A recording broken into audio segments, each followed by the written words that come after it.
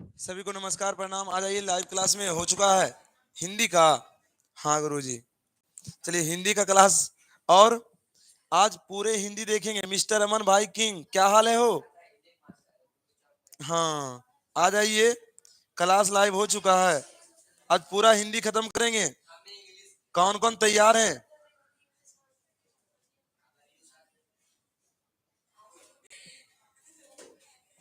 सभी को नमस्कार प्रणाम। आ जाइए, लाइव क्लास हो चुका है। साइलेंट। साउंड ठीक है ना? देख लीजिए तो सभी बच्चे। अरे साउंड ठीक है भाई लोग? हाँ मेरा भी ठीक है भाई लोग, मेरा भी ठीक है। चलिए हिंदी का क्लास चलेगा मस्त से। चलो आ जाओ, क्लास लाइव हो चुका है। मिस्टर अमन किंग सर रेडी हैं। बहुत अच्छा अमन भाई। देखो अब क्लास क्या चीज का है? हिंदी। पूरा हिंदी है, कितना देरी में खत्म करेगा देखो जरा। हाँ, अब हिंदी का जो है मेरे भाई, कितना आप कर पाते हो देखते हैं। पूरा बुक का रहेगा, उसके बाद एक सेट लाएंगे। आ जाओ। हाँ, जितना होगा फिर आएगा, फिर आएगा। देखो जरा, आपका जो हिंदी का ये क्लास है, आज पूरा देखेंगे। हिंदी ऑब्जेक्टिव, पूरा वीवीआई ऑब्जेक्टिव रहेगा पूर्णतः आपके सिलेबस का है। 4 घंटा में खत्म होगा। देखो 2 घंटा में करेंगे खत्म रे।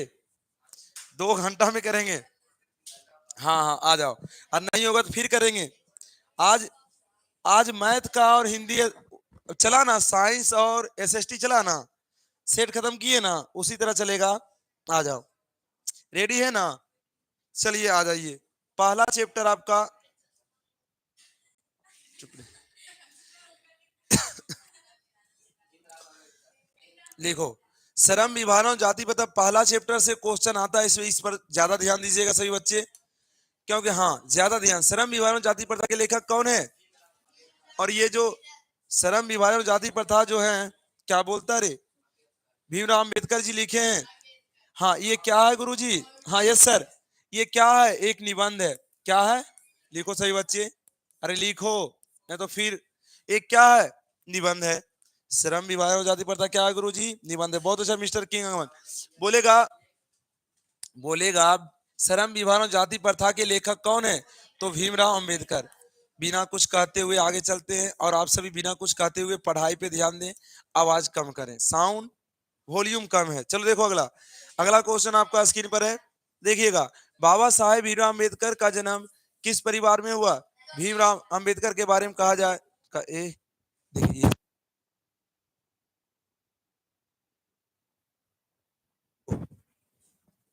बोलेगा बाबा साहेब भीमराव अंबेडकर का जन्म किस परिवार में हुआ? तो भीमराव अंबेडकर का जन्म किस परिवार में हुआ गुरुजी? तो दलित परिवार। दलित परिवार जानता है? दलित परिवार बोलेगा एससी एसटी जो बोलते हैं, छोटे परिवार। अगला बोलेगा हु आर सुधराज किन की रचना है? हु आर सुधराज की बात किया जाएगा तो किन की रचना है? तो गुरुजी भीमराव अंबेडकर। निबंध है गुरुजी, बहुत अच्छा मिस्टर अमन राघव। लिखो सभी बच्चे ध्यान से, एकदम अच्छे से। पहले लिखता कि श्रम विभाजन जाति प्रथा, मेरे चैप्टर पहला चैप्टर है ना, उनके लेखक कौन है? भीमराव अंबेडकर जी हैं। यह एक निबंध है, भीमराव अंबेडकर के जन्म कब हुआ। ऐसे लिखना है कि ये सब अथुर है, लेकिन यह एक दलित परिवार के थे, तो थोड़ा ये ऑप्शन लिखेगा, इसलिए खाली कभी यार खिरी करेगा। ऐसे लिखेगा तब नहीं याद रहेगा रे। तो ऐसे कि ऑप्शन वाले कैसे लिखा? भीमराव अंबेडकर के जन्म कब हुआ, क्या हुआ, अपने जो ये क्वेश्चन है, तो यह एक दलित परिवार के, तो जान जाएगा भीमराव अंबेडकर एक दलित परिवार के से। ऐसे लिखेगा तब ने। तो स्मार्ट बॉय, बहुत अच्छा। आर के वाई, हाय सर जी आ जाओ। बोलेगा हु आर सुधराज किनकी रचना है? तो हु आर सुधराज की बात करेगा, किनकी रचना है? तो भीमराव अंबेडकर जी के। किनकी है? भीमराव अंबेडकर जी के। अगला क्वेश्चन देखो, अगला क्वेश्चन आपके स्क्रीन पर देख लीजिए। अगला क्वेश्चन, भीमराव अंबेडकर चिंतन एवं रचनात्मक प्रेरक कौन थे? बोलेगा भीमराव अंबेडकर के चिंतक प्रेरणात्मक व्यक्ति कौन थे? आपका याद होगा राजेश केसरी, बहुत अच्छा भाई। चार, हाँ, बुद्ध भी थे, कबीर भी थे, और ज्योतिबा फुले भी थे। इनमें से सभी कहेगा भीमराव अंबेडकर जो थे, किनको किनको मानते थे? किनको किनको मानते थे? बुद्ध को भी, कबीर को भी, और ज्योतिबा फुले के भी। ठीक है, अगला क्वेश्चन देखो। अगला क्वेश्चन, भीमराव अंबेडकर जी का जन्म कहाँ हुआ था? तुरंत लिखो, भीमराव अंबेडकर जी का जन्म महू मध्य प्रदेश में 14 अप्रैल 1800 कब? 14 अप्रैल कब? 1891 में। 1891 ईस्वी में महू मध्य प्रदेश में हुआ। कहाँ हुआ गुरुजी? महू मध्य प्रदेश में हुआ। तो 5 का आंसर क्या होगा? ए। कब हुआ? 1891।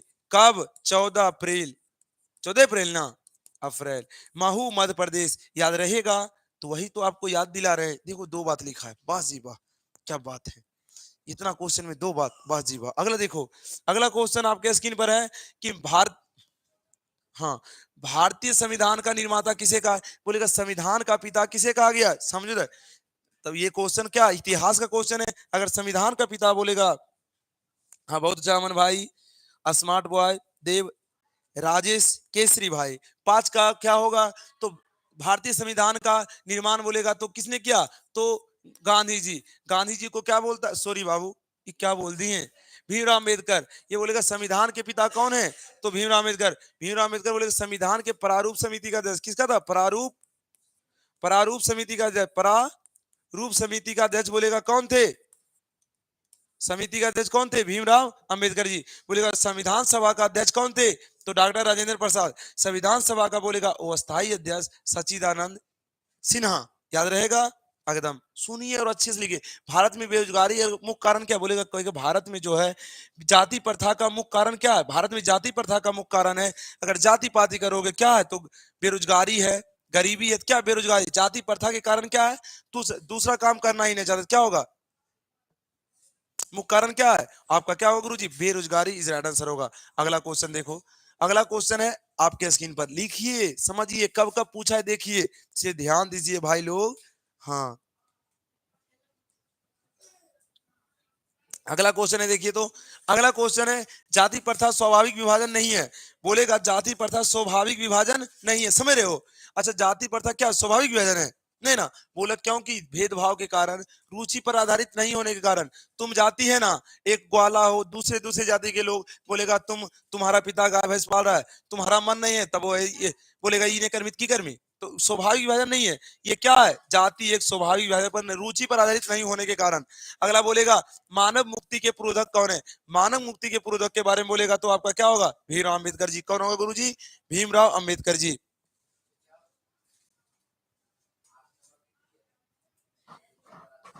सर्दी है, हाँ ठीक है। सोनी यादव, राजेश केसरी, मिस्टर, बहुत अच्छा। अगला देखो, अगला क्वेश्चन है, देखिए तो डॉक्टर भीमराव अम्बेडकर का जन्म कब हुआ? कितना अच्छा क्वेश्चन है, ये सब भुला जाएगा तो नहीं मुंह कान तोड़ देंगे। हाँ देखो, भीमराव अम्बेडकर जी का जन्म कब हुआ? तो ये 14 अप्रैल 1891। ये सब आज जो है अंतिम क्लास, सोचो कि एक क्लास और चलेगा, लेकिन अगर अच्छे से कर लियो 2 घंटा 3 घंटा, बताओ हिंदी मजबूत करने के लिए तो पढ़ना होगा। और इसके बारे में लिख भी सकते हो, कहेगा अगर सब्जेक्टिव में आया 2 नंबर के भीमराव अम्बेडकर के बारे में लिखे तो आप लिख दीजिएगा 2 बातें में। इसलिए पढ़िए भाई, पढ़िए, आपकी तैयारी। हाँ लक्ष्मी कुमारी, बहुत अच्छा, आपको भी प्रणाम है। 14 अप्रैल, बहुत अच्छा, गुड इवनिंग सर जी, राधे राधे। मिस चंद्रवंशी, राधे राधे भाई लोग। अगला क्वेश्चन देखो क्या है। अगला क्वेश्चन है, देखियो कितना अच्छा से बोलेगा, आदर्श समाज कैसा समाज? आदर्श समाज या स्वतंत्रता, समानता और भाईचारा पर आधारित होगा। यह किसने बोला? तो भीमराव अम्बेडकर जी ने बोला। किसने बोला? भीमराव अम्बेडकर जी ने बोला। बोलेगा भारत की राष्ट्रीय क्षमता का पूर्ण विकास किस व्यवस्था से संभव है? बोलो, अगर भारत का विकास चाहिए तो कौन सा व्यवस्था से संबंध है? बोलेगा सामंतवादी, समाजवादी। क्या होना चाहिए? समाजवादी होना चाहिए। हर एक समाज को लेकर चलना चाहिए, तब ना विकास होगा। चलिए अगला क्वेश्चन है आपके स्क्रीन पर, आइए जो मेन क्वेश्चन है उसी को देखेंगे।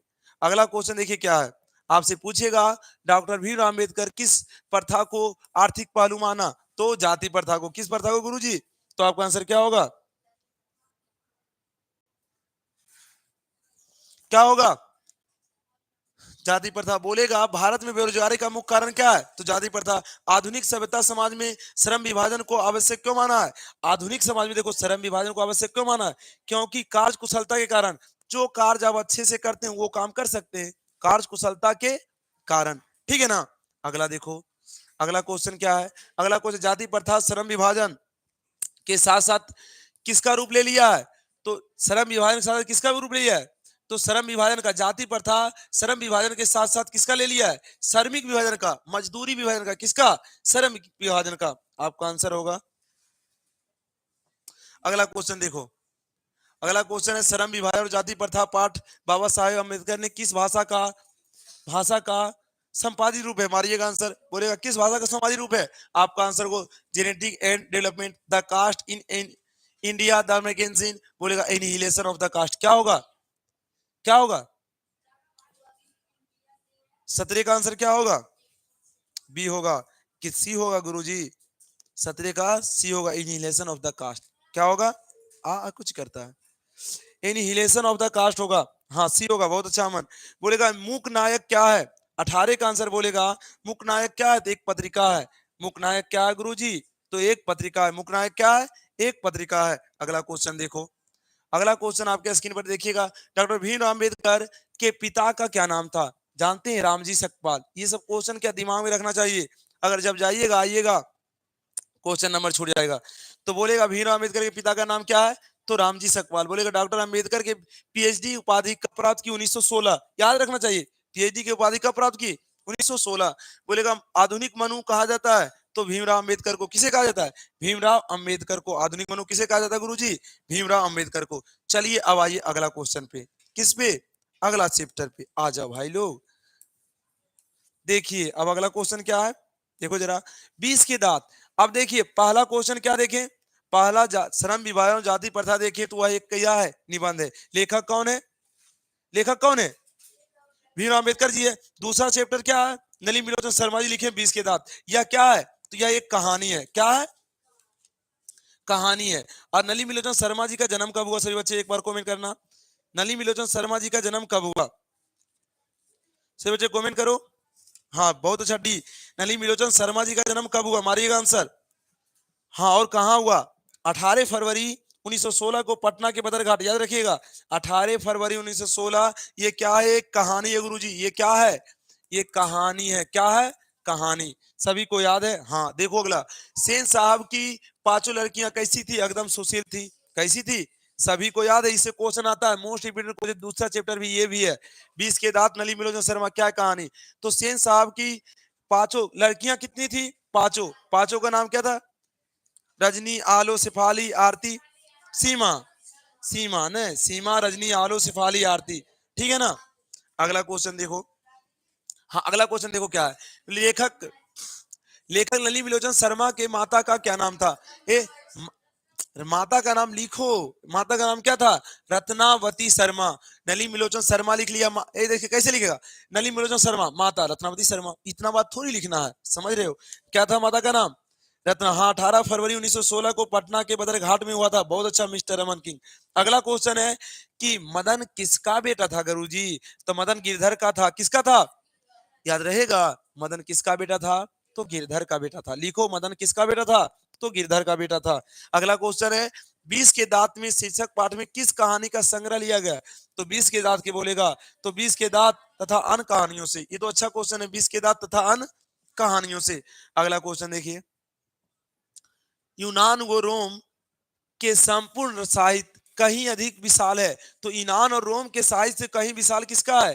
तो अब संस्कृत भाषा और साहित्य की। संस्कृत कहिए 20 के दांत पाठ में विधा है। तो अभी तुरंत बताए 20 के दांत क्या है गुरुजी? क्या है? कहानी। एकदम याद रखना ये सब क्वेश्चन। अगला क्वेश्चन है मदन के लिए क्या खाना मामूली था? तो मार मोसे मदन मोसे मार। मदन किसका बेटा था? गिरधर का। बोलेगा नलिनी मिलोचन शर्मा लिखित कहानी निम्न में से कौन सी है? तो गुरुजी 20 के दांत। क्या होगा? 20 के दांत। अगला क्वेश्चन है मैं तो खोखा को इंजीनियर बनाना चाहता हूँ, यह किसने कहा था? बहुत अच्छा जवाब, मैं खोखा को इंजीनियर बनाना चाहता हूँ, यह किसने कहा? तो सेन साहब ने कहा। सीमा, रजनी, आलो, सिपाली किसकी बहन है? तो किसकी? देखिए बहन पूछ रहा है। बहन खोखा के, बेटी के घर सेन साहब के। सेन साहब के। बहुत अच्छा आंसर माना मेरे दोस्तों। हाँ आप यूपी बोर्ड से हो तब तो क्या कहें। 20 के दांत कहानी के रचयिता कौन है? नलिनी मिलोचन शर्मा। इसको आगे बढ़ाते हैं। अल सेन साहब खोखा को क्या बनाना चाहते थे? सेन साहब की नई मोटर कार कितने की थी? हाँ मोटर को कोई खतरा किससे था? किससे? खोखा से। मदन नहीं, खोखा से। मोटर को खतरा किससे था गुरुजी? राधे राधे मौर्य भाई, राधे राधे मेहता जी। अगला क्वेश्चन देखो। बोलेगा सेन साहब की आंखों का तारा कौन था? खोखा। कौन था? हौले हौले। ज्यादा बोलबो तो फिर हो जी तो मार। हाँ देखो बोलेगा खोखा के दांत किसने तोड़ा? तो मदन। कितने दांत तोड़े? दो दांत तोड़े। किस खेल में तोड़े? लट्टू के खेल में तोड़े। इसी तरह क्वेश्चन अच्छे से समझना। अगला क्वेश्चन देखो, बोलेगा आपसे नलिनी शर्मा जी का जन्म कब हुआ? 18 फरवरी 1916। 18 फरवरी 1916 बदरघाट। मारे से बच्चे आंसर बाजी वाह। अगला 18 फरवरी 18 फरवरी 1916। ये क्वेश्चन देख लो भाई, मोस्ट इंपोर्टेंट। कितना अच्छी बात कही। ये देखो, बोलेगा महलों और झोपड़ी की लड़ाई में, मतलब महलों और झोपड़ी समझ रहा है, महलों और झोपड़ी की बात करेगा, मतलब बड़े लोग और छोटे लोग के बारे में कहा है। तो हाँ, महलों और झोपड़ी की लड़ाई में अक्सर महलों की जीत होती है, तो अक्सर बड़े लोगों की जीत होती है। क्यों? क्योंकि बोला उसी हालात में जब दूसरे झोपड़ी वाले उनकी मदद अपने ही खिलाफ करते हैं। किस पाठ की है? तो शिक्षा और 20 के दांत के। ये कहानी क्या है गुरुजी? ये अच्छा बात। ये क्या होगा? 20 के दांत होगा। क्योंकि ऐसा क्यों लिखा? क्योंकि देखेगा जो जो बड़ा आदमी है उसके पीछे कोई छोटा आदमी उसके कहे नहीं ठीक है कोई एकरे बेट में खराबे की छोटका कहता है ना, ये कहानी है हाँ 20 के दांत की। देखो अगला, अगला क्वेश्चन है, किसने किसके अनुसार सेनों की ने सिद्धांतों को भी बदल दिया था? तो ये खोखा उनका बेटा था, प्यारा सा नन्हा सा ने एकदम उदन बकलोल। खोखा को, खोखा के अनुसार खोखा नाम क्या था? हाँ कासू। ऐसे खोखा, खोखा को क्या बनाना चाहता था गुरुजी? इंजीनियर। बोलेगा ऐसे ही लड़के चलकर गुंडे बदमाश बनते, या किसने कहा था? सेन साहब। सेन साहब गिरधर के बारे में कहा था। हाँ, बोलेगा 20 के दांत। अच्छा, अब मछली मत बेचो, शांति से बाबूजी। हाँ, 20 के दांत कहानी भर के अनेक अंतर्विदित उजागर करता है। तो किनको 20 के दांत बोलेगा? किस कहानी को उजागर करता है? 21 का आंसर मारो सही बच्चे। कैसे? अरे उच्च वर्ग के होगा रे, मध्य वर्ग के लोगों को। किस वर्ग के लोगों को गुरुजी? मध्य वर्ग ही राइट आंसर होगा। किस वर्ग के लोगों को? मध्य वर्ग के लोगों को। मिस्टेक सर, क्या मिस्टेक? आपका गलत हो गया, क्या हो? अगला देखो, सेन साहब की कितनी, देखो ये क्वेश्चन आसान है। सेन साहब की कितनी पुत्रियां थी? तो आपका कितना होगा? 5। बोलेगा मोटर को किसके खतरा था? तो मोटर को किससे खतरा था? मोटर को किससे? तो खोखा से। बोलेगा सेन साहब के मित्र थे, तो कौन थे? पत्रकार। सेन साहब के मित्र क्या थे गुरुजी? पत्रकार। हाँ अगला देखो, सेन साहब के पुत्रियों में से एक थी, सेन साहब की पुत्रियों में कौन थी? आरती। कौवे की जमानत में शामिल कौन हो रहा था? हंस। अच्छा, बोलने कौन कहता है? मारे लगे बनो आंसर दो। अगला क्वेश्चन देखो, अगला। अब आइए अगला चैप्टर, ये ठीक है, अगला चैप्टर में आते हैं। हाँ क्या हुआ? अगला देखो, अगला ये अब मैक्स मूलर से आता है। आप सभी ये देखो, मैक्स मूलर के बारे में बात करेगा। तो ये मैक्स मूलर जी है ना, भारत से हम क्या सीखे? जब भारत से हम क्या सीखे लिखे, तो मैक्स मूलर जी। अच्छा बताओ, भारत के बारे में लिखे, याद रखिए भारत से हम क्या सीखे, तो क्या लिखेगा? भाषण लिखो जल्दी साहब। सभी बच्चे लिखो मैक्स मूलर जी के बारे में। हाँ, मैक्स मूलर जी का जन्म कब हुआ? सभी बच्चे लाइक कर लो वीडियो को भाई लोग। हाँ, मैक्स मूलर जी का जन्म कब हुआ? बारिएगा आंसर। मैक्स मूलर जी का जन्म कब हुआ था? 6 सितंबर 1823 को। बहुत अच्छा। बुखार तुम ही कहा था, महामैराथन कब चलेगा? और जाएगा, मारेंगे ना मन। देखो, मैक्स मूलर क्या है? एक क्या है बताओ? एक भाषण है। क्या गुरुजी? भाषण। और ये जो है मैक्स मूलर का जन्म 6 सितंबर कब? 1923 कि 1823? बताओ, 1823 को हुआ था। कब गुरुजी? 1823 को हुआ था। ठीक है यहाँ तक? हाँ गुरुजी। देखो अगला, अब क्वेश्चन पे आते हैं। ये बोलेगा आपसे, देखिए मारिए, हरकस जो है मेरे भाई, हरकस क्या थे? एक का आंसर मारो। आपसे पूछेगा हरकस क्या थे, मारिएगा आंसर। हरकस के बारे में बोलेगा आपसे, तो एक क्या थे? वनस्पति वैज्ञानिक। 6 सितंबर, सितंबर ठीक है, बहुत अच्छा भाई लोग, बहुत अच्छा। नमस्कार, भाषण है। बोलेगा हरकस क्या थे? वनस्पति वैज्ञानिक थे। बोलेगा मैक्स मूलर ने कितने वर्ष की अवस्था में लिपिन विश्वविद्यालय में संस्कृत सीखा? ये क्वेश्चन मोस्ट इंपोर्टेंट है। देखो कब कब पूछा है, मोस्ट इंपोर्टेंट क्वेश्चन। बोलेगा मैक्स मूलर ने कितने वर्ष में संस्कृत सीखा? तो आपका आंसर क्या होगा? 18 वर्ष। आंसर होगा, कितना वर्ष होगा? 18 वर्ष। अगला क्वेश्चन देखो क्या है, मैक्स मूलर ने कालिदास, ये क्वेश्चन देखो, कालिदास की किस पुस्तक का जर्मन भाषा में अनुवाद किया? याद रखिएगा, याद रखिएगा, मैक्स मूलर ने किस पुस्तक को संस्कृत में अनुवाद, किस में? जर्मन भाषा में अनुवाद किया। जर्मन भाषा की बात करेगा तो आप लिखे मेघदूतम। ये जो है सभी पुस्तक किनके हैं? अरे याद रखो, लिखो, सभी बच्चे समझो। ये जो सभी पुस्तक है, मालिकाग्निमित्रम, अभिज्ञान शकुंतलम, मेघदूतम और रघुवंशम, सभी पुस्तक कितने हैं? किसके? कालिदास के। लेकिन बोलेगा जर्मन भाषा में अनुवाद को किया, मेघदूतम क्या रहेगा? लोड कर लिए दिमाग पे? हाँ। अरे भाई सब दिमाग पर लोड करिए कि मेघदूतम को किस भाषा में अनुवाद किया। हाँ, एकदम पढ़ रहा है अंशुमन। देखो अगला, अगला क्वेश्चन आपके स्क्रीन पर है, देखो जरा। बोलेगा किसने, किसके गवर्नर, किस गवर्नर जनरल के समय में 172 दारिस नामक, देखो कब कब पूछा है, देख लो जरा भाई लोग। दारिस सिक्का बोलेगा वॉरेन हेस्टिंग। याद रखिएगा किसके गवर्नर जनरल के काल में, तो आप आंसर लिखो जल्दी। कौन थे गुरुजी?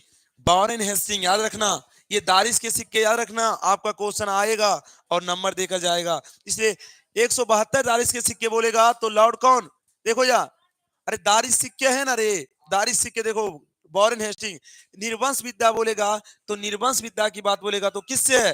निर्वंश विद्या की बोलेगा तो मानव विज्ञान से। किससे? मानव विज्ञान से। निर्वंश विद्या की बात करेगा तो आपका होगा।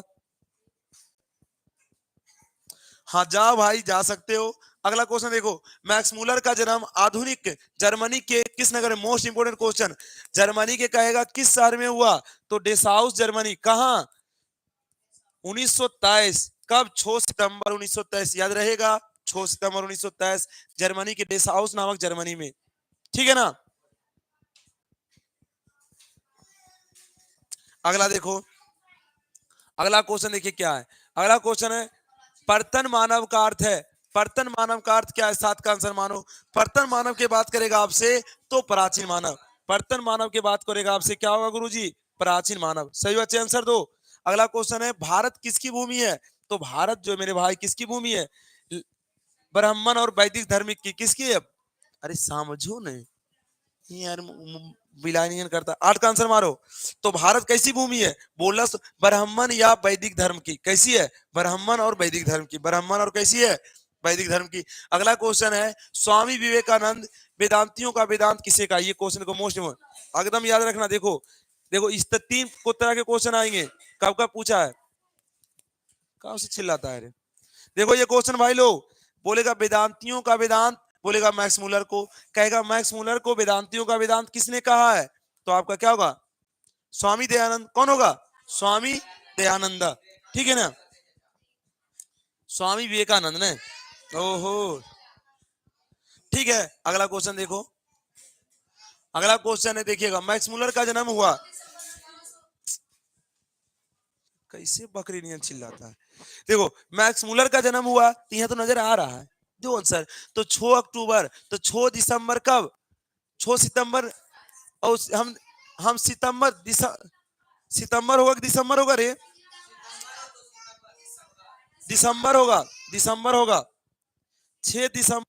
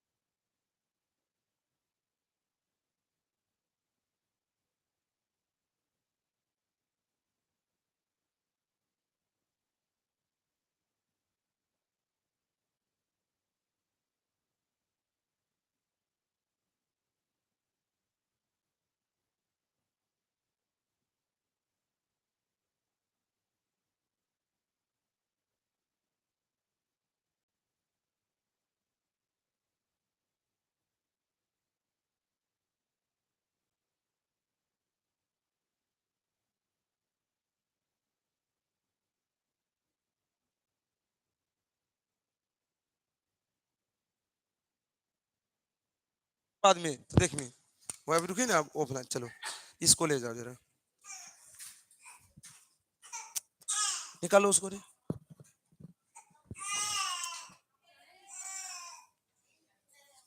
अच्छा बिंदास कर, ठीक है पायल हो। चलो देखो अब, अगला क्वेश्चन, अगला क्वेश्चन देखो, अगला क्वेश्चन आ जाइए। हाँ ठीक है सनी की ये वाला देखो हो गया। ये अगला देखो। हाँ, भारत से हम क्या सीखे, तो किसने लिखा, मैक्स मुलर ने लिखा। लिखो ना, लिखो ना। भारत से हम क्या सीखे किसने लिखा, तो गुरुजी मैक्स मुलर ने लिखा। अब साउंड ठीक है, देखिए ना। हाँ, अगला है प्लेटो और कांट थे, तो प्लेटो और कांट के बारे में सुनो जरा। तो प्लेटो और कांट अगर है तो वीर है, दार्शनिक है, नाविक है, सैनिक है। तो आपका आंसर क्या होगा, तो आपका आंसर क्या होगा, 14 का आंसर मारिए। प्लेटो और कांट क्या थे, एक दार्शनिक थे, क्या थे, दार्शनिक थे ना।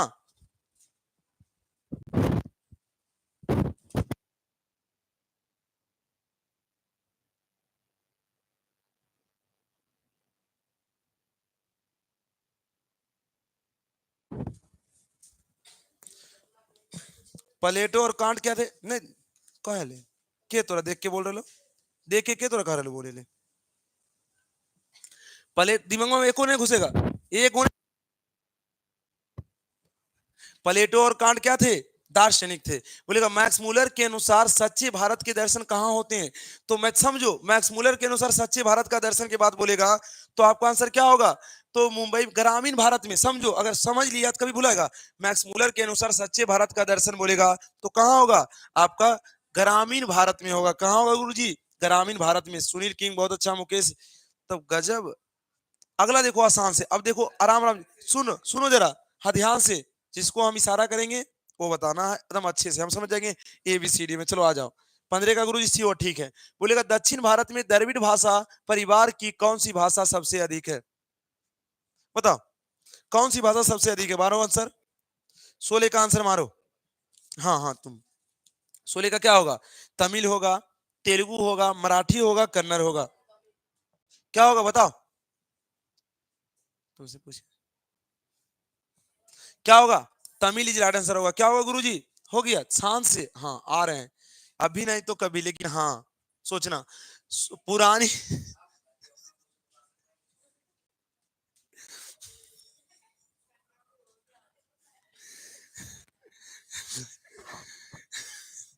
अच्छा इसको इसको तुम बताओ रे। पुरानी स्लावोनिक भाषा में चूहे को क्या कहा जाता है, चूहे का आंसर क्या होगा, मारो आंसर। चूहे को माइस कहा जाता है, क्या लिखा है माइस, ठीक है ना। अगला क्वेश्चन है किसके अध्ययन क्षेत्र में भारत के कारण नवजीवन का संचार हो चुका है, विधि शास्त्र, भाषा विज्ञान, नीति कथा, दैविक विज्ञान, बोलो तो किसके, मारो 18 का आंसर मारो। 18 का आंसर क्या होगा, 18 का आंसर मेरे भाई हंस क्यों रहे हैं, अच्छा क्या होगा, तो नीति कथा होगा गुरुजी, क्या होगा, नीति कथा। अगला देखो, अगला देखो क्या है, मैक्स मूलर ने सर्वविदा संपदा और प्राकृतिक सौंदर्य से परिपूर्ण किस देश को कहा है, तो किसको कहेगा बताओ तुम, किसको कहा है, मारिएगा आंसर। 19 का गुरुजी भारत को, बहुत अच्छा। अगला क्वेश्चन है मुंडा किस देश की जनजाति है, मुंडा की बात करेगा। हाँ अभी देखो बोलेगा तो हम मुंडा कहाँ की है, तो भारत की है, कहाँ की है, भारत की गुरुजी, कहाँ की, भारत की। अगला क्वेश्चन देखिए क्या है, पराच का अर्थ क्या है, पराच का अर्थ गुरुजी क्या है, पास्ट, पूर्वी, बाधा, आधुनिक। पराच का अर्थ बोलेगा, हाँ मारो 18 20 का डी होगा गुरुजी, 21 का। पराच का अर्थ क्या होगा, तो पास्ट होगा, पूर्वी होगा, तो क्या होगा, आधुनिक होगा। 21 का आंसर क्या होगा, 21 का आंसर क्या होगा, तो पूर्वी होगा, क्या होगा, पूर्वी, पूर्वी राइट आंसर, ठीक है।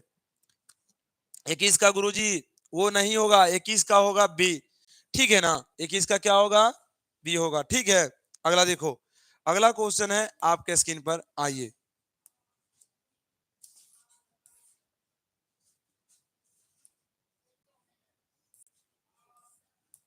है कहा है वे हो। अब आओ इसमें, इससे भी क्वेश्चन आता है, इससे सभी जानते होंगे। ये हो गया है कहा, हाँ 4 नंबर जो क्वेश्चन है गुरुजी, नाखून क्यों बढ़ते हैं, आ जाओ सभी बच्चे। गुड मॉर्निंग भाई सूरज, बहुत अच्छा, गुड मॉर्निंग।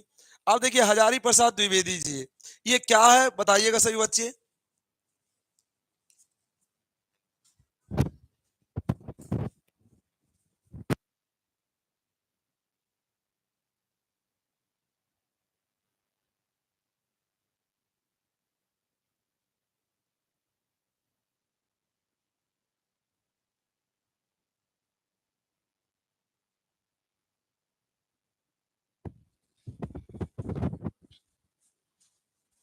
देखो अगला क्वेश्चन क्या है, भारत से हम नाखून क्यों बढ़ते हैं, नाखून क्यों बढ़ते हैं, तो इसके लेखक कौन है, नाखून क्यों बढ़ते हैं, देखिएगा ध्यान से, है या नहीं है ना, तो है अच्छे से, उसको लगता है क्या हम जो करते हैं अल्लुमिया ना जानता है, हो है हजारी प्रसाद क्या होगा, द्विवेदी जी होगा, ये क्या है मेरे भाई, आचार्य हजारी प्रसाद द्विवेदी जी का जन्म 1907 में हुआ, छपरा बदर बलिया छपरा में हुआ, बहुत अच्छा।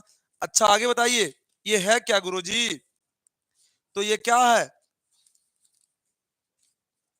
हाँ ये क्या है बताओ, नहीं बोल रहा है कोई रे, अरे नाखून क्यों बढ़ते हैं, ये क्या है, हाँ ये क्या है, हाँ ये बिंदासगढ़ सबसे अच्छा, बोलिए ललित निबंध है गुरुजी, क्या है, एक ललित निबंध है, बहुत अच्छा बहुत अच्छा। आगे देखो ललित निबंध है, क्वेश्चन देखिए क्या है पहला, हजारी प्रसाद द्विवेदी का जन्म कब हुआ, तो हजारी प्रसाद द्विवेदी जी का जन्म के बारे में बात किया जाए तो आपका आंसर क्या हो, 1907 में बलिया उत्तर प्रदेश, 1907 बलिया उत्तर प्रदेश में। अगला क्वेश्चन देखिए क्या है, अगला क्वेश्चन है सिक्कत, सिक्कत का अर्थ क्या होता है, मारिए आंसर, हाँ इतने अच्छा से बोली, सिक्कत का अर्थ क्या होता है, तो मोम होता है, ये ना बात हुआ, हाँ राक्षस नियन है। लेखक हजारी प्रसाद द्विवेदी का दयनीय जीवन, अल्पक पिता, दयनीय जीवन किसे कहा है, तो आपका आंसर होगा गुरुजी, निबंध नहीं है ललित निबंध है, ठीक, अल्पक पिता को कहा है दयनीय जीवन। अगला क्वेश्चन आपके स्क्रीन पर देखिएगा, नाखूनों का बढ़ना मनुष्य की कैसी वृत्ति का कारण है, जैसे नाखून बढ़ना, तो कैसे, मानवीय वृत्ति का, बहुत अच्छा तुम बोला, पास वृत्ति का, मानवीय वृत्ति का नाखून पास वृत्ति का, कैसी है, पास वृत्ति का है गुरुजी, तीन का क्या होगा, तो ठीक है, आज चार का बताइए आंसर सही बच्चे, चार का, चार का क्या होगा अभी, बोलेगा मनुष्य और सभ्यता के विनाश की अंतर्व्यवस्था को अभिव्यक्त करने वाली कविता निम्न में से कौन है, एक वृक्ष की हत्या, अक्षर ज्ञान, प्रेम, ऐनी श्री राधिका, हमारी नींद, मनुष्य के बारे में बोलेगा, और क्या होगा, पांच का आंसर बताओ, एक वृक्ष की हत्या, इसमें दूसरा। अगला क्वेश्चन देखो, सहजात वृत्तियां किसे कहते हैं, सहजात बोलेगा तो बोलेगा अस्त्रों से संचय, अनजान स्मृतियों से स्वर शेष बंधन, उपयुक्त में से सभी, छह का आंसर क्या होगा, सहजात वृत्तियां की बात करेगा तो अनजान स्मृतियों को, अनजान स्मृतियों को। अगला क्वेश्चन देखिए आपके स्क्रीन पर आ चुका है, मारिए आंसर, बोलेगा आलोक पर्व शीर्षक निबंध संग्रह किसकी रचना है, तो हजारी प्रसाद द्विवेदी जी की होगी। अगला बोला नाखून क्यों बढ़ते हैं किसका परिणाम है, मनुष्य के अंध सहज वृत्तियों का, मनुष्य के क्या होगा गुरुजी, अंध सहज वृत्तियों का, आपका आंसर क्या होगा, मनुष्य के अंध सहज वृत्तियों का, बहुत अच्छा। अगला क्वेश्चन देखो, अगला क्वेश्चन आपके स्क्रीन पर आ चुका है क्या, ये आदमी के नाखून क्यों बढ़ते हैं, यहाँ प्रश्न लेखक से किसने कहा था, याद रखिएगा, छोटी लड़की ने कहा था, कौन कहा था, छोटी लड़की ने कहा था, आठ का बी होगा, बहुत अच्छा। अगला क्वेश्चन देखो, अगला क्वेश्चन, किस देश के लोग बड़े बड़े नख पसंद करते हैं, तो अच्छे, किस देश के लोग बड़े बड़े नख पसंद करते हैं, तो आपका गौंड देश के लोग होगा। अनाम दास का पोथा उपन्यास किस लेखक की रचना है, अनाम दास का पोथा के बारे में बोलेगा हजारी प्रसाद द्विवेदी, हजारी प्रसाद द्विवेदी निर्जल अपराधी किसे कहा है, तो नाखून को कहा है।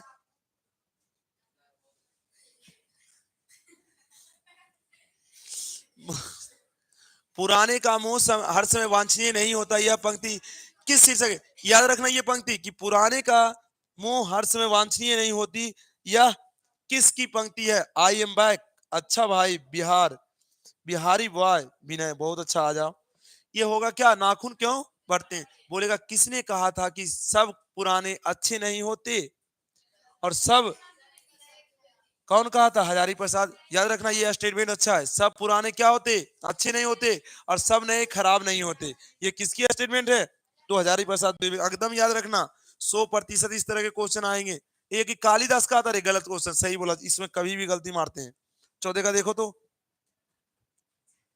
आपका आंसर गलत हो गया, कौन कहा था, कालिदास, ठीक है, ये सब, हाँ हाँ कालिदास होगा, ये क्वेश्चन देख लो, हाँ हेलो गुरुजी, खगड़िया से, अच्छा भाई सूरज मौर्य, याद रखना, कौन बोला था, सब पुराने अच्छे नहीं होते और सब नए खराब नहीं होते, किसने बोला था, कालिदास ने बोला था, देखा, ये देखता हजारी प्रसाद में मार दे आए,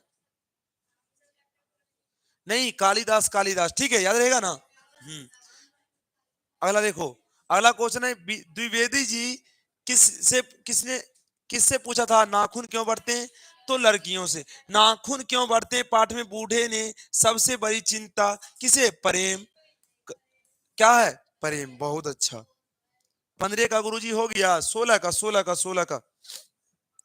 का हो गया। अब देखो 17 का क्या है। बोले लेखक के अनुसार मनुष्य के नाखून किसके जीवित प्रतीक है? तो पाशवृत्ति की। नाखून क्यों बढ़ते हैं? गद की कौन सी विधा है? देखो आया ललित निबंध है। गद की कौन सी विधा है गुरुजी? तो ललित हजारी प्रसाद द्विवेदी द्वारा रचिता कौन है? तो नाखून क्यों बढ़ते हैं? पुराने का मोह हर समय वांछनीय नहीं होता कि लेखक की पंक्ति है।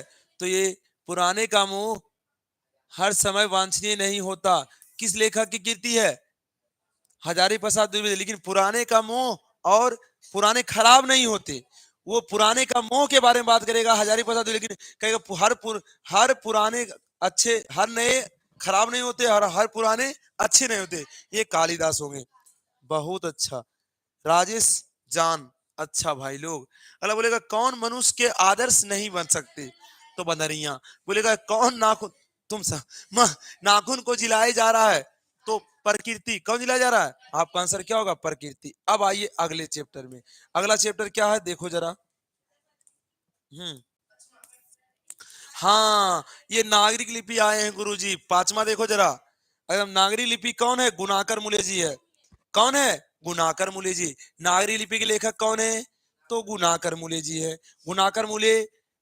हाँ, जन्म कब हुआ बोलो अब गुणाकर मूल्य जी का? सही बच्चे लिखो कि गुणाकर मूल्य जी का जन्म कब हुआ। हाँ, ये याद रखिएगा 1935 महाराष्ट्र। कब? 1935 महाराष्ट्र रहेगा। गुणाकर मूल्य जी का जन्म कब हुआ गुरुजी? 1935 महाराष्ट्र। चलिए अगले क्वेश्चन पे आते हैं, देरी ना करते हैं। चैप्टर वाइज क्वेश्चन देखिएगा। मराठी, नेपाली और नेवारी। मराठी, हाँ बोलेगा मराठी, नेपाली और नेवारी की भाषा जो है क्या है गुरुजी? हाँ, गुणाकर मूल्य याद रखिएगा 1935 महाराष्ट्र में हुआ था। हाँ बहुत अच्छा। हाँ मन भाई आजा। एक का क्या होगा? तो ये जो लिपि है गुरुजी देवनागरी। अब देवनागरी लिपि हिंदी को किस लिपि में लिखा जाता है? तो याद रखिएगा देवनागरी लिपि। बोलेगा हिंदी में कितने अक्षर हैं? याद रखिएगा 52। स्वरमन कितने हैं? तो 11 है। स्वरमन कितने हैं? तो 11। अच्छे से याद रखिएगा। हाँ, टेंशन नहीं लेना है मेरे दोस्तों। हाँ आगे बढ़ो। अगला है चंद्रगुप्त मौर्य या विक्रमादित्य। देखो चंद्रगुप्त द्वितीय को क्या कहते हैं? विक्रमादित्य। आर्ट्स का क्वेश्चन है। चंद्रगुप्त विक्रमादित्य व्यक्तिगत का नाम क्या है? तो बोलेगा क्या है? बहादुर है, महादेव है, देव है, ददन है। बताओ आंसर क्या होगा गुरुजी? ददन है। अरे दो का आंसर क्या होगा? ददन नहीं होगा। दो का आंसर जो होगा गुरुजी देव है, देव। दो का क्या होगा? देव है। हाँ बोलेगा अगला नागरी लिपि शीर्षक पाठ में कहा लिया गया है? तो सौरमंडल नक्षत्र। भारत की लिपियों की कहानियों से कहां से लिया गया? भारत की लिपियों की कहानियों से लगाया गया क्या? नागरिक लिपि। याद रहेगा। हाँ, यहाँ खाली चिल्लाएगा वहां याद रहेगा तब ना। देखो अगला। कर्नाटक प्रदेश का सरबन बेलगोला किससे प्रसिद्ध है? सरबन बेलगोला बोलेगा तो बौद्ध धर्म गुरुजी, जैन धर्म गुरुजी। तो मरिएगा। ये आंसर अच्छा है। अगर बोलेगा किस धर्म से? सरमन बेलगोला की बात करेगा आपसे। कौन धर्म से गुरुजी? बौद्ध धर्म, वैष्णव धर्म। तो जैन धर्म से। कौन धर्म से? बोलेगा सरवन बेलगोला किस धर्म से है? तो जैन धर्म से। बिंदास। बहुत अच्छा राजेश। अरसफ अली बहुत अच्छा। हाँ, तो किस धर्म से? याद रहेगा। नहीं पूछना। देखो क्या है सरमन बेलगोला में बोलेगा जैन धर्म को दो भागों हीनयान और महायान। याद रहेगा ना। तो कर्नाटक के सरमन बेलगोला किस धर्म से? तो जैन धर्म से। किस धर्म से? जैन धर्म से। अगला क्वेश्चन देखिए क्या है। अगला क्वेश्चन है धारा। धारा नगरी का कौन सा शासन अपने विद्यानुसार के लिए इतिहास में प्रसिद्ध है? पांच का आंसर मारो क्या होगा? पांच के आंसर के बारे में किया जाए तो आपसे होगा शिलाहार शासन राष्ट्रकूटों ने, परमार शासक भोज ने। क्या होगा गुरुजी? परमार शासक भोज ने। सभी का आंसर सही है। बहुत अच्छा। हाँ बहुत झकास है। अगला क्वेश्चन है सुनो। बोलेगा शासन में किस शासन के ऐसा सिक्का चलाया जिस पर नागरी लिपि राम सिया शब्द अंकित थे? मोस्ट इंपोर्टेंट क्वेश्चन है। राम सिया बोलेगा कौन सा शासक ऐसा चलाया जिस पर काहिल हो? राम 6 का आंसर बोलेगा कौन होगा? हाँ, बादशाह अकबर। की करेगा? चल आ 10 मिनट में आ रहे, चलो हम किसी चल। जहांगीर नहीं होगा भाई, बादशाह अकबर होगा। देख लो जरा क्वेश्चन अच्छे से। आपसे बोलेगा किस शासक ने ऐसे सिक्का चलाया जिस पर,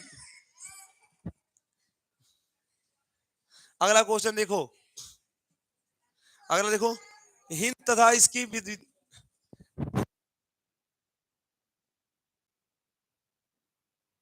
तो यहाँ हिंदी, हिंदी तथा इसकी विविध बोलियों किस लिपि में, हिंदी के बारे में बात करेगा तो किस लिपि में?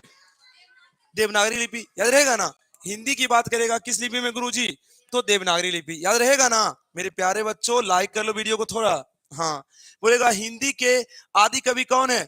आदि कवि की बात करेगा, 8 नंबर का मारो। हिंदी के आदि कवि एकदम याद रखना, ये क्वेश्चन आएगा। हिंदी के आदि कवि सरहद पाद होगा गुरुजी। क्या होगा? सरहद पाद ही राइट आंसर होगा। सरहद पाद ही राइट आंसर होगा।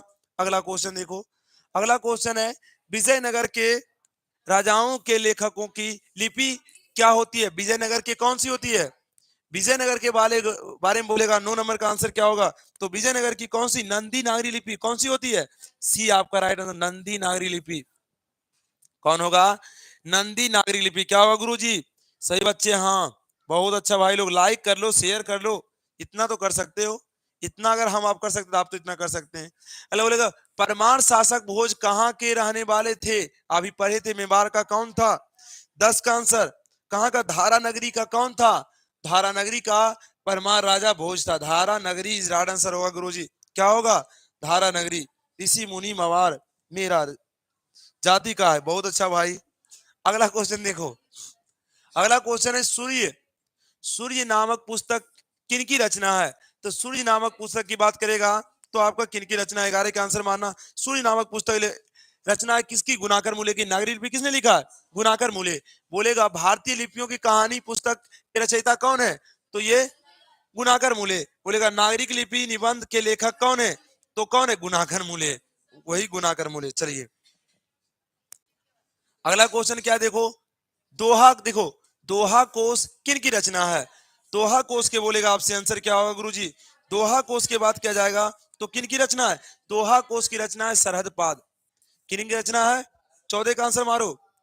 दोहा कोश की बात करेगा किन की रचना है? 14 का है बहुत सा बिंदास गर्ल, आर के जैन बिंदास, अच्छा से याद कर लो, मार के हड्डी तोड़ देंगे एकदम। अगला है नागरिक लिपि शीर्षक पाठ की साहित्य क्या है? तो नागरिक लिपि क्या है? मारिएगा 15 का आंसर। तो ये तो बता दिए थे नागरिक लिपि क्या है। क्या है नागरिक लिपि? क्या है? निबंध है। क्या है गुरुजी? निबंध है। अगला क्वेश्चन है तमिल मलयालम तेलुगु कन्नड़ भाषा तो उत्तर भारत की, ऐसा कौन भारत की है? तमिल तेलुगु कौन भारत की है? तो दक्षिण भारत की।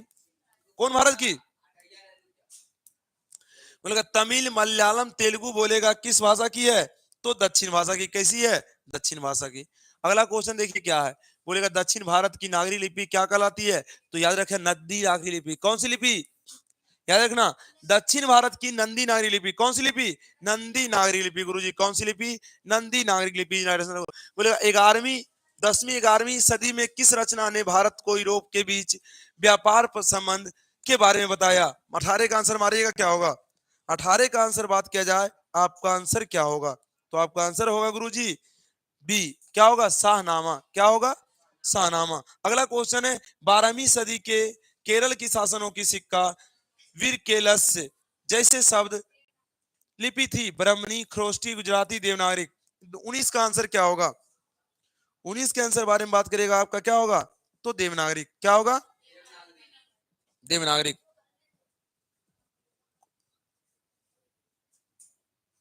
सूरज मौखिया भाई क्या लिख रहे हो?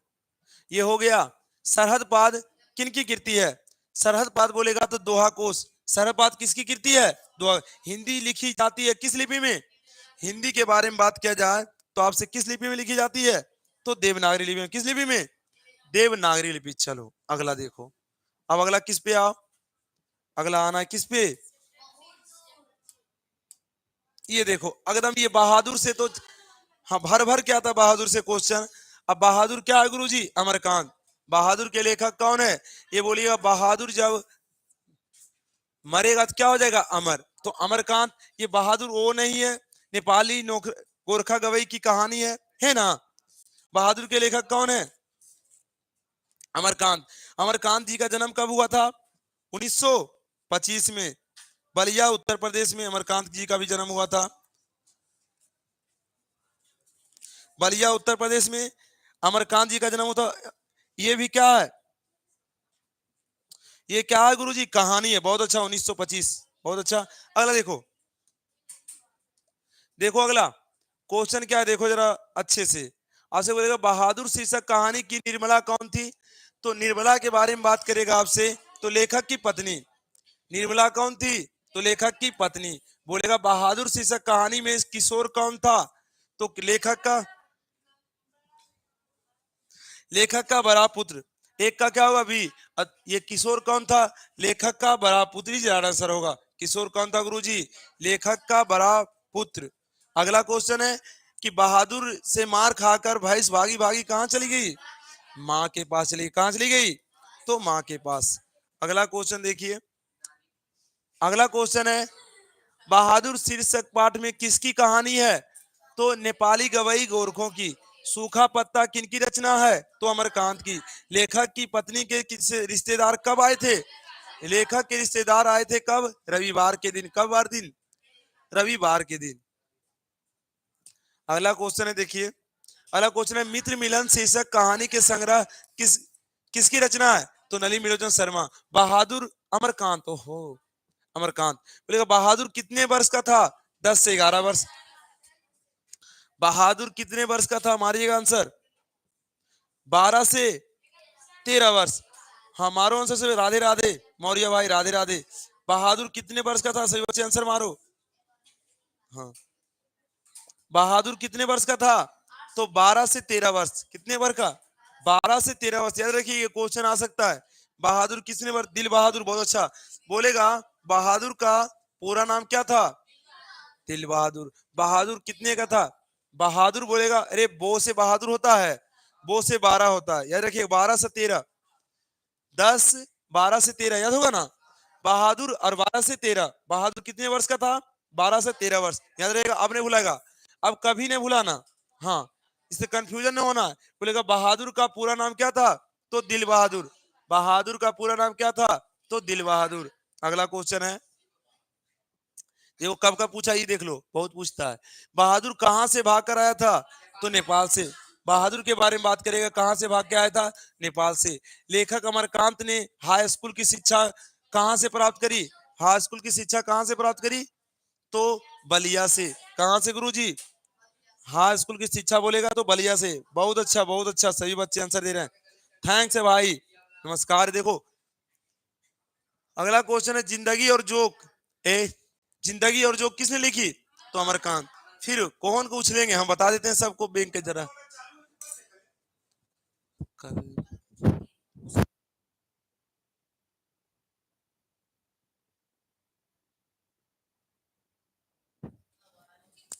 बहादुर को लेखक लेकर कौन आया? अरे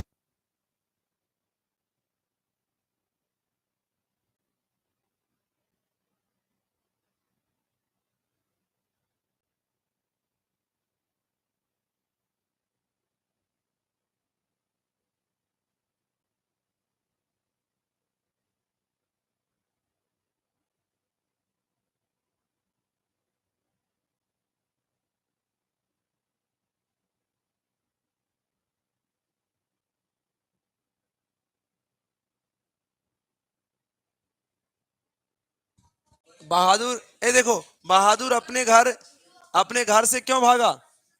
बहादुर अपने घर से क्यों भागा? तो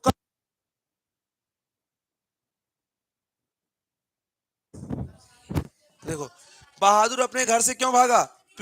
माँ की मार से। किसके? माँ की मार के कारण। किसके कारण? माँ की मार के कारण। अमरकांत लिखित कहानी का नाम है। अमरकांत, अमरकांत क्या लिखा है? हाँ बहादुर। अगला अगला क्वेश्चन देखो, कि, कि, कित बोलते मारबो करवे। ये रे,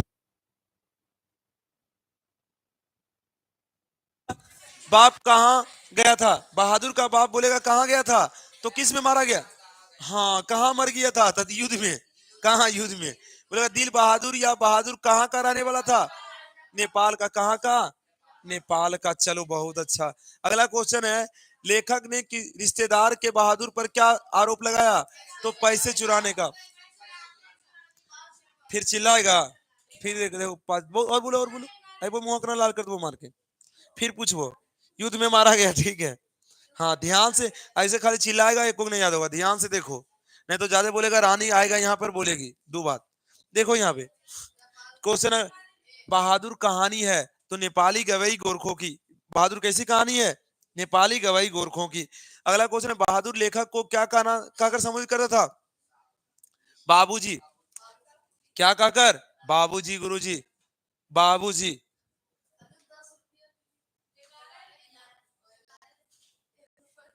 हाँ अरसफ अली पढ़ा तो रहे हैं। अगला देखो, अगला क्वेश्चन है ये, बहादुर पर कितने रुपया का चोरी का इल्जाम लगाया? हाँ, और बहादुर कितना वर्ष का था? 12 से 13 वर्ष। याद रहेगा ना? 11 रुपया का चोरी लगाया और 12 से 13 वर्ष। भुला नहीं, अब जानो है, ठीक। 11 रुपया और 12 से 13, कितने रुपया? 11 और हले 12 से 13 वर्ष के। चलो, होते 12 रुपया उठते कहाँ थे? 11 रुपये चोरी लेके। अगला देखो। हाँ देखे कल बहादुर लेखक के घर में अचानक क्यों चल गया? तो समझो, बहादुर बोलेगा घर से अचानक क्यों चल गया बेचारा? बोलेगा दूसरी नौकरी मिल जाने के कारण, गलत जवाब। बोलेगा माँ की याद आने के कारण, गलत जवाब। स्वयं के प्रति लेखक तथा उसके घर वालों के व्यवहार आय परिवर्तन के कारण। बहादुर को खूब डांट फटकार लगा रहा था, उसके कारण चल गया। अगला क्वेश्चन है, बहादुर कौन था? तो एक नौकर था। बहादुर कौन था गुरुजी? नौकर था। हौले दिमाग से सोचेगा तो ज्यादा याद रहेगा। अगला आंसर दीजिएगा। हाँ अगला देखिए, बहादुर की माँ स्वभाव से कैसी थी? तो बहादुर के गुस्सा टाइप की नाम, तोरे अरी नहीं है, तोर मम्मी अरी नहीं है, तू तीन गाड़ी एक बात पर। बोले अमरकांत ने इंटरमीडिएट कब किया था? अमरकांत का इंटरमीडिएट के बारे में बात बोलेगा। मारिएगा आंसर। 25 का आंसर हो जीता हूँ। होगा 1946 में। क्या होगा? 1946 ही आंसर होगा। अमरकांत बीए कब किया? तो 26 का आंसर क्या होगा? 26 का आंसर 1947। बीए बोलेगा इंटर है रे। आकाश पक्षी किस विधा की रचना है? आकाश पक्षी के बारे में बात करेगा। क्या है गुरुजी? आकाश पक्षी बोलेगा तो आपका आंसर होगा उपन्यास है। क्या है? उपन्यास। बोलेगा जहां प्रतिष्ठा नहीं वहां क्या रहना? यह बात किसने? अरे बकलोलवा किशोर तो थी रे बेटवी तो तो बहादुर बेचारा, जहां जो अपमान होगा वहां रहने का क्या मतलब? तो निर्मला कैसे बोलेगा रे? 28 का आंसर दे रहे हो, कहा दे सोचते हो। बोलेगा बहादुर स्वभाव से कैसा था बेचारा? हसमुख और मेहनती। हसमुख और कैसा? मेहनती था गुरुजी। अब आइए कौन चैप्टर आएंगे?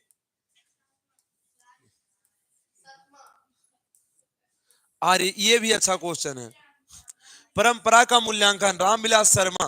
कौन है गुरुजी? रामविलास शर्मा। आ जाओ सभी, पूरा देख लेते हैं।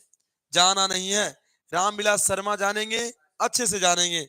परंपरा का मूल्यांकन लेखक कौन है? देखिएगा गुरुजी, समझ लो। परंपरा है ना गुरुजी, राय यहाँ पर है और रामविलास शर्मा है। परंपरा का मूल्यांकन कौन होगा गुरुजी? तो रामविलास शर्मा। अब रामविलास शर्मा जी कहाँ के थे? तो याद रखिएगा, इनका जन्म कब हुआ? उत्तर प्रदेश में हुआ, 1912 में हुआ। कब हुआ? 1912 में। हम हम कहाँ से हैं? कहाँ से हैं बता दो रे। लखीसराय जिला से भाई। चलो आ जाओ भाई लोग, ठीक है। गोविंद भाई।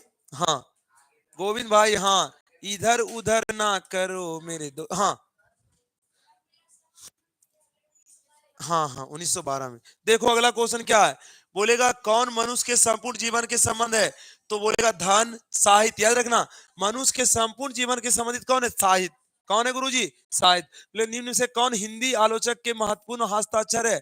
तो याद रखना, हिंदी आलोचक के बोलेगा तो रामविलास शर्मा। क्या होगा गुरुजी? रामविलास शर्मा। अगला क्वेश्चन आपके स्क्रीन पर आएगा, देखिएगा जरा। अगला क्वेश्चन है, टॉल्स्टॉय कौन थे? तो टॉल्स्टॉय के बारे में बात होगा तो कौन थे? मारिएगा आंसर। बोलेगा रूसी लेखक, हिंदी लेखक, जर्मनी लेखक, अंग्रेजी लेखक। तो टॉल्स्टॉय कौन थे? हाँ मारेगा, मारो जल्दी सा। टॉल्स्टॉय कौन थे? तो आपका आंसर जर्मन लेखक। रूसी लेखक थे। कौन थे गुरुजी? रूसी लेखक। टॉल्स्टॉय कौन थे?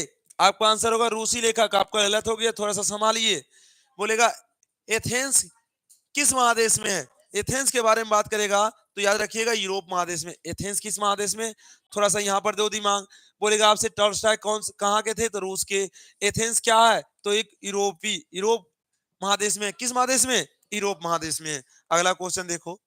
अगला क्वेश्चन है मनुष्य और परिस्थिति का संबंध है। तो मनुष्य और परिस्थिति का संबंध कैसा है? 6 का आंसर अगर आपसे पूछेगा द्वंद्वात्मक है। मनुष्य और परिस्थिति समझता है? नहीं समझा? परिस्थिति से मनुष्य एक तो है ही है और उसकी परिस्थिति रहन सहन दोनों एक जैसा कैसा है? द्वंद्वात्मक है।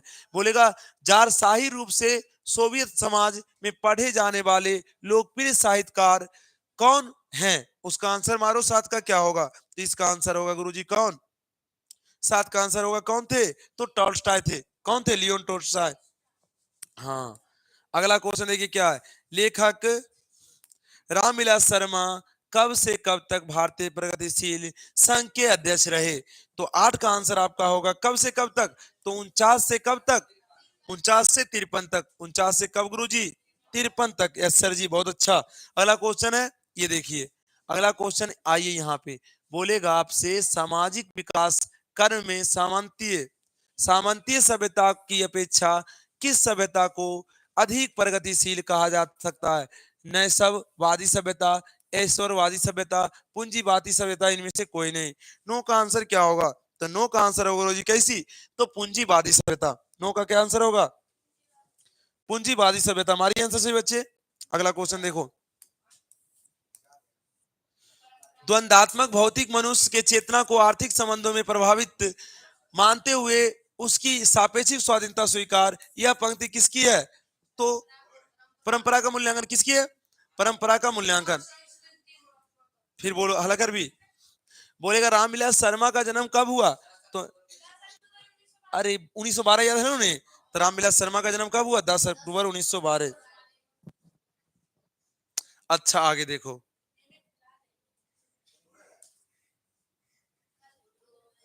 अगला क्वेश्चन देखो। अगला क्वेश्चन है ये परंपरा का मूल्यांकन है। तो परंपरा का मूल्यांकन क्या है? 12 का आंसर मारो। परंपरा का मूल्यांकन के बारे में बात करेगा तो एक क्या है गुरुजी? निबंध है। परंपरा का मूल्यांकन क्या है? एक निबंध है। लेखक रामविलास शर्मा के गांव का क्या नाम था? याद रखिएगा इसका लेखक के गांव का नाम उच्च उच्च गांव सानी। उच्च गांव क्या था? कि हाँ रे उच्च गांव सानी। हाँ सानी। रामविलास।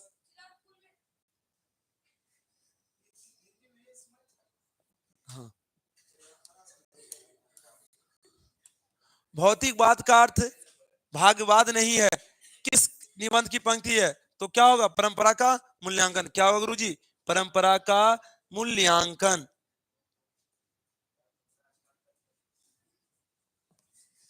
अगला देखो। अगला क्वेश्चन है जारशाही कहाँ थी? राजा कहाँ थी? तो रूस में। जार कहाँ के राजा को कहा? रूस के राजा को क्या कहा जाता था? तो जार गुरुजी। हर हर महादेव, हर हर महादेव। अच्छा भाई। निराला की साहित्य साधना की रचना कौन है? निराला की साहित्य साधना बोलेगा तो 16 का आंसर क्या होगा? आपका क्या होगा? रामविलास शर्मा। अगला क्वेश्चन आइए। अगला क्वेश्चन है तार सप्तक के संपादक थे प्रयोगवादी कवि कौन? सूरदास, तुलसीदास, केशवदास, आज्ञे। 17 का आंसर क्या होगा? अन्ना हो तो सही ना मार के।